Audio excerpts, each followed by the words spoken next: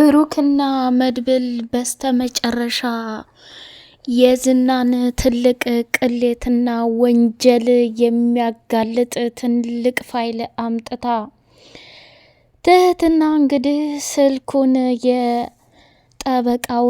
ቀስ ብላ ዘርፋ ነበርና እያንዳንዱ የዝናን ወንጀልና ቅሌት የሚያሳይ ሚሞሪ ለመድብልና ለብሩኬ ስትሰጣቸው እጅግ በጣም ተደሰቱ።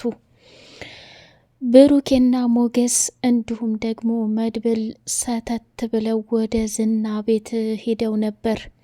ዝና ደግሞ ከጠበቃው ጋር ሆኖ ትህትናን እያሰቃያትና በመጨረሻ ኩላሊቷን አውጥተው ዶክተሮቹ ሊወስዱ ነው ብሎ ሲላት እሷም ያላት አማራጭ ጠበቃውን እቀፈኝ፣ ዛሬ እኮ የመጨረሻ ቀኔ ነው። ባለፈው እኔ ልታቅፈኝ ስትጠጋኝ ስለተቆጣሁህና ስላበሳጨሁህ በጣም ይቅርታ። አንተ በጣም መልካምና ለየት ያልክ ሰው ነህ። ስለዚህ ዛሬ አብረን እንድንሆን እፈልጋለሁ ብላ ስትለው ጠበቃውም እንግዲህ ሲበዛና ሲጠና እጅግ በጣም ነውረኛና ባለጌ ስለሆነ ወደ እሷ ሰፍ ብሎ ሲጠጋ እሷም እቅፍ አደረገችና ስልኩን ከጠበቃው ኪስ ካወጣች በኋላ ቀጥታ ወደ መድብልና ወደ ዳጣ ስትደውል እኔ ላይ ትልቅ መረጃ አለ፣ ዝናን አሽቀንጥሮ ዘብጥያ እድሜ ልክ የሚያስገባ ትልቅ ፋይል አለ ስትላቸው ስሚ አንቺ የምትወጭበትን አጋጣሚ እኛ እያመቻችን ነው። አንቺ ደግሞ ከዛ ካረመኔና ከዛ ከከባድ ሰውዬ መውጣት ከፈለግሽ ብዙ ነገር ልናግዝሽ ዝግጁ ነን ብለው አሏት።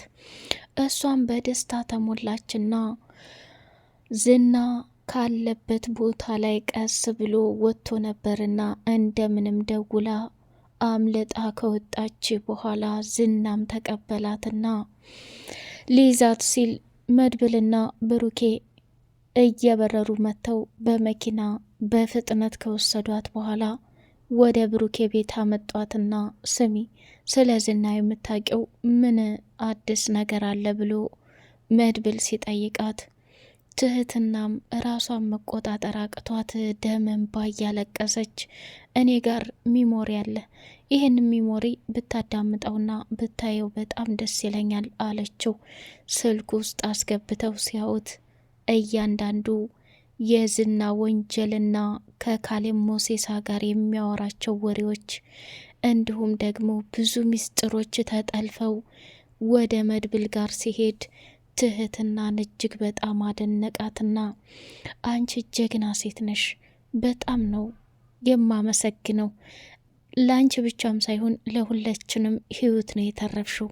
ሰው እንዴት ላምልጥ ይላል፣ አንቺ ግን ይሄን የመሰለ ጮማና አደገኛ ሚስጥር ይዘሽ እንዲህ የልክ የልኩን ስላደረግሽልኝ በጣም ነው ማመሰግነው አለ። ብሩኬ እንግዲህ የዝናን ቅሌትና ውርደት እንዲሁም ደግሞ ወንጀል ትህትና ይዛ መታ ሲያዳምጥ የሰው ልጅ የክፋቱ ጥግ ይሄን ያክል እንዴት ርቀት ይሄዳል? አሁን እሱ ትህትናን እንዲዝህ እያሰቃያት ያለው ለምን ነበር? አንቺ ግን በጣም ጀግናና አንበሳ ነሽ ብሩክ። አንተ እኮ ቃል ገብተህልኝ ነበር የዛኔ ሲያሰቃዩህና ፈርደም ሲያስለሱህ። ዛሬ ላይ ግን ይሄን የመሰለ ጀግና ወንድም ስላለህ በጣም ደስ ብሎኛል። እኔንም ህይወቴን አተረፋችሁልኝ። የአባቴን ጥሪት ምጥጥ አድርጎ በልቷል። አረብ ሀገር ሂጄ አሳልፍልሃለሁ ያልኩት አባቴ እድሜ ልኩን በድህነት እንዳለቅስ አድርጌዋለሁ። የእኔ ስቃይ ተዘርዝሮ አያልቅም ብላ ደም እንባ ስታለቅስ እሷን ለማረጋጋት ሞከሩ። ሰላም ሰላም ሰላም! ውድ የተከበራችሁ የስጦታ ሚዲያ ቤተሰቦች እንደምን አላችሁልኝ? እጅግ በጣም ልባ አንጠልጣይ ድራማ የሆነው የምሳሌ ድራማ እንደቀጠለ ይገኛል። ቻናሉን ላይክ፣ ሰብስክራይብ ማድረግ አትርሱ። ቅድስት እንግዲህ ትህትና ስትመጣ እጅግ በጣም እያለቀሰችና ደም እንባ እያለቃቀሰች ስለነበር ያለውን ቤት ያፈራውን አዘጋጃጅታ ታቀረበች። በኋላ ትህትና ያሳለፈችውን ረጅም ታሪክ ከዝና ቤት ስታለቅስና ያደረጋትን በሙሉ የሚያሳይ ትልቅ ፋይል አቀረበችላቸው። እነሱም እጅግ በጣም ተገረሙና ይሄ አረመኔ ውሻ እድሜ ልክ እሱን የሚጥል ትልቅ ፋይል ስላመጣሽ በጣም ደስ ብሎኛል፣ አንቺ እኮ የምትለይ ፍጥረት ነሽ እያለች እንግዲህ በሚገርም ሁኔታ ቅድስትም እንደዚህ ስራ ስላቀለልሽላቸው በጣም ደስ ይላል። ዝና የስንቱን ህይወት ቀጠፈው። ምሳሌ ሳይቀር አግቶ ያሰቃየ አረመኔና ውሻ ሰው ነው። እንኳንም ተረፍሽ። እኔማ በተደጋጋሚ ሚስት ላርግሽ፣ አግብቼ ላኖርሽ እያለ ሲያሰቃየኝ አይደለም ሚስት ቀርቶ አይደለም ክብሬን ከማበላሽ አንተ እንደፈለግክ አድርገህ ብትገለኝ እመርጣለሁ ብዬ ስለው ኩላሊቴን ለሰው አውጥቶ ለመስጠት ወሰነ ብላ ነገረቻቸው። ሞጌስም እንግዲህ ሀብትና ንብረቴ ይመለስልኛል እያለ በጉጉት እየጠበቀው ይገኛል።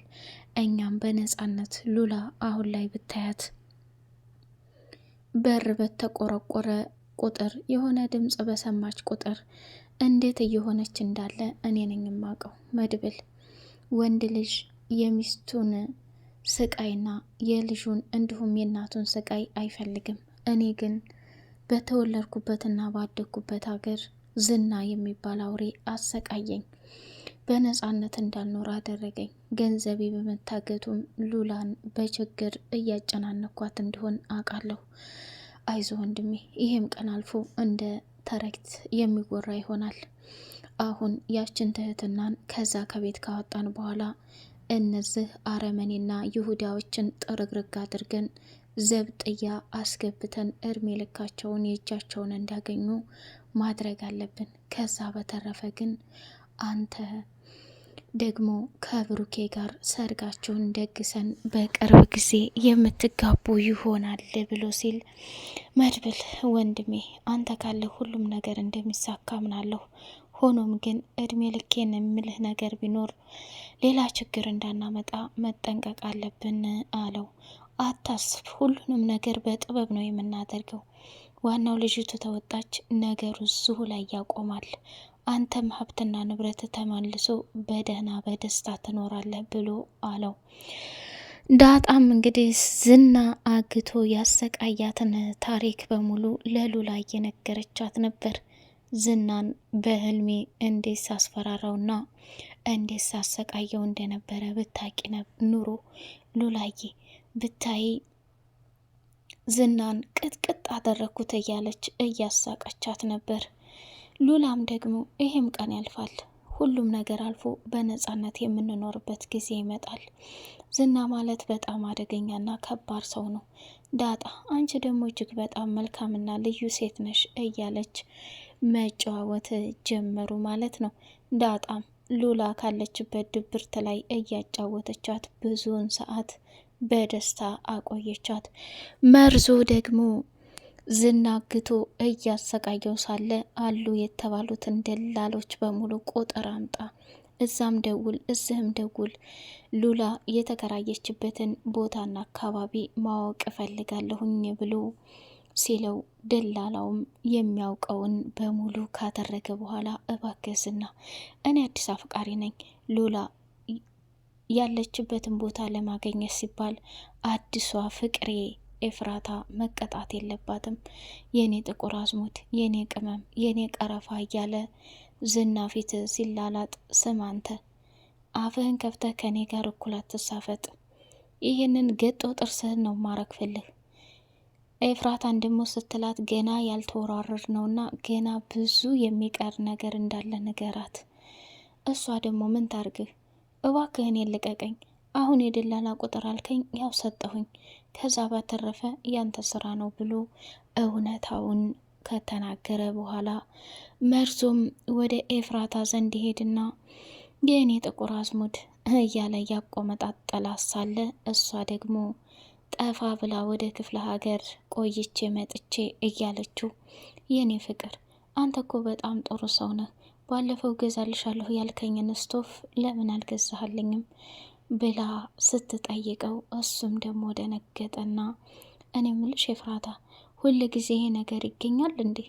ቆይ እሺ በቃ እገዛልሻለሁ፣ እነዚህ ያልከኝንም ቅመሞች እንድትገዛልኝ እፈልጋለሁ ብላ አለችው።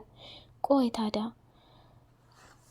ኮረሪማ እኮ ብታይ በጣም ውድ ነው፣ ሩብ ይበቃኛል፣ እሺ ገዝቼልሽ እመጣለሁ ብሎ አለ። አይ ብሩን አስገባልኝ እኔ ሄጄ ገዛዋለሁ ብላለችው። መርዘው እንግዲህ ከልቡ አፍቅሯት እንዲሆን የሚታወቀው ነገር እጅግ በጣም ከባድ ነው። ኤፍራታ ግን 4 ገንዘብና ገንዘብ ነው ከሱ የምትፈልገው። ማህሌት ደግሞ 100,000 ብር የመድብልን ሙዚቃ አልበም ሽጣ ነበርና እጇ ላይ ብር ስላላት የአሁኑን የቤት ኪራይ እኔ ዘጋልሻለሁ። ቆይ አንቺ ይህ እንድላላ ደግሞ ከየት አግኝተሽ ነው ያፈቀርሽው ብላ ስትላት፣ እንዴ ማህሌት ምን እየሆንሽ ነው? ሁል ጊዜ አንቺ የኔ መቀኛ አትሆኚ። አሁን እሱንም አሳልፈሽ ለዝና ሰጥተሽው ነው አይደል? እሱ እኮ ብዙ ነገር አድርጎልኛል። እኔ በአሁን ሰዓት ገንዘብ የሚሰጠኝ የቤት ኪራይ ተሸፈነልኝ፣ ወጪን ተሸፈነልኝ፣ ከዚህ ሌላ ምን እፈልጋለሁ ብላ አለቻት። አንቺና ገንዘብ ግን መቼ ነው የምትፋቱት? ኤፍራታ ከመድብል 100,000 ብር ዘርፈሽ ከምትወጪ ይልቅ ከብሩኬ ጋር ሰላምሽን ፈጥረሽ አንድ ላይ ሆነሽ በሆን ይሻልሽ ነበር ብላለቻት። እባክሽ የራስሽ ጉዳይ አጨቅጭቂ ብላ ከዛ ቦታ ላይ ወጣች።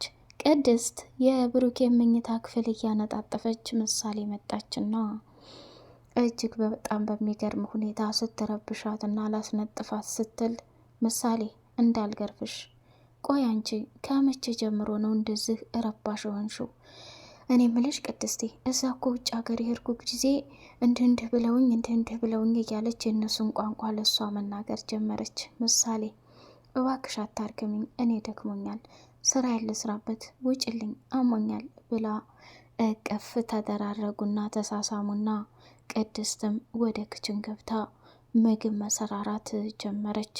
ብሩኬ ደግሞ ወደ ቅድስት ዘንድ መጣና ቅድስት ሳሎንሽ ብዬ እዚህ የለሽም፣ ምን እየሰራሽ ነው? ምግብ እየሰራሁ ነው ጋሼ፣ ፈለከኝ እንዴ ብላ ስትለው ጠጋ ብሎ ሊስማ ሲል፣ እንዴ ጋሼ ሁሉም ነገር እኮ ይደርሳል፣ አንተ ወደ ሳሎን ሂድ አለችው። ደነገጠና ቅድስት አንቺ በጣም ለየት ያልሽ ሴት ነሽ።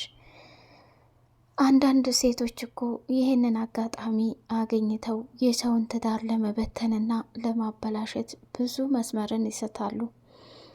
አንቺ ግን ከነ ክብርሽ ከነ ማንነትሽ ጊዜና ሰዓትን እየጠበቅሽ ተቀምጠሻል። ቅድስት አንዲት ዝና ቤት ታግታ የምትሰቃየ ሴት አለችና እሷን መድብልና ሞገስ ጋር ልናወጣት ተስማምተናል። ያ ነገር ካለቀ ቀጥታ ወደ ጉዳዩ ነው የምንገባው። አየህ ጋሼ እኔ እስካሁን ክብሬን ማንነቴን ጠብቄ የኖርኩት ለቤተሰቦቼ ለራሴ ስል ነው። ካሁን በኋላ ግን አንተ በምትፈልገው አይነት ሳይሆን ሁሉም ነገር በስነ ስርዓት ሲሆን ደስ ይላል አለችው። እሱም ደግሞ ይሄ እኮ ለእኔ ክብር ነው፣ ይሄ እኮ ለእኔ መታደል ነው። በቅርብ ጊዜ ሁሉም ያበቃና እኔና አንቺ ባልና ሚስት ሆነን ጥሩ ህይወትን እንኖራለን ብሎ አላት። ቅድስትም በፈገግታ ተሞላችና ምግቧን መሰራራት ጀመረች። ሞገስና መድብል ውይይታቸውን ከጨረሱ በኋላ እጅግ በጣም ደስ የሚል ስኬታሞች እንደምንሆንና እንደምናሸንፍ እመነኝ ሞጌ እመነኝ ብሎ መድብልም ቃል ገብቶለታል ማለት ነው። ሞገስ እጅግ በጣም ደስ ብሎታል። ውድ የተከበራቸው የስጦታ ሚዲያ ቤተሰቦች በቀጣይ ፓርት እስከምንገናኝ ሰላም አሌይኩም ወራህመቱላሂ ወበረካቱ።